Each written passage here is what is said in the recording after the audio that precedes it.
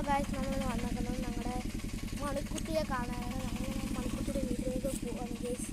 എന്നാൽ ഞങ്ങൾ വന്നോട്ടം ഓട്ടം ഞങ്ങളാണ് മണിക്കുട്ടിയുടെ വീട് പൈസയും കൊടുത്ത് ഞങ്ങൾ അവർക്കുള്ള സാധനം മേടിച്ചു. ഞങ്ങൾ വെറുതെ ഉള്ള മണിക്കുട്ടിയെ കാണാൻ വന്ന ഗൈസ്.